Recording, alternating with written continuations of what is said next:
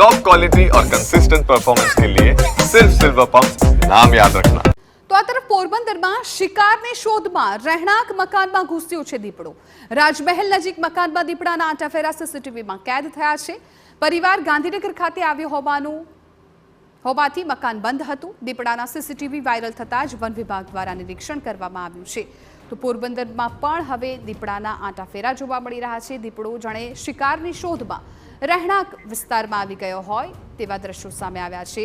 હિતેશ ઠકરાર અમારા સંવાદદાતા વધુ જાણકારી આપી રહ્યા છે। હિતેશ, ચોક્કસથી જણાવી દઉં કે થોડા સમયથી દીપડો છે જે ગીરના જંગલને છોડી અને પોરબંદર તરફ આવવા રવાના થઈ ગયા છે। ઘણા દિવસોથી અલગ અલગ પ્રકારે દીપડાઓના આંટાફેરા શરૂ થઈ ગયા છે। થોડા દિવસ પહેલા પણ કોસ્ટગાર્ડ અને નેવી બિરલા કોલોની નજીક દીપડો આંટાફેરા થયા હતા અને ફરી આજે એક વખત આ દીપડો પોરબંદર શહેરની નજીક આવેલા રાજમહેલ તરફ આવી ગયો છે અને ત્યાં એક મકાન પાસેના ઘૂસી ગયો છે। ત્યાં સીસીટીવી કેમેરા હતા એટલે આ દીપડો ઘરમાં અંદર ઘૂસી ગયોની વાત બહાર આવી છે। પરંતુ જે ઘરની અંદર ઘૂસ્યો છે ત્યાં ઘરની અંદર કોઈ હતું નહીં। પરિવારજનો તે બહારગામ હતા હોવાથી વન વિભાગે રાહતનો શ્વાસ લીધો છે।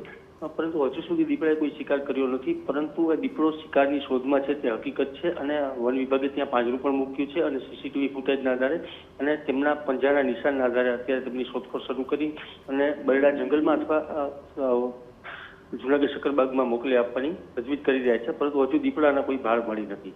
બિલકુલ હિતેશ, આભાર સમગ્ર માહિતી બદલ। તો આ દીપડો કેમેરામાં કેદ થઈ ગયો છે। પરિવાર કોઈ ઘરે ન હતું એ જ સમય દરમિયાન દીપડાના આંટાફેરા સીસીટીવીમાં કેદ થયા છે।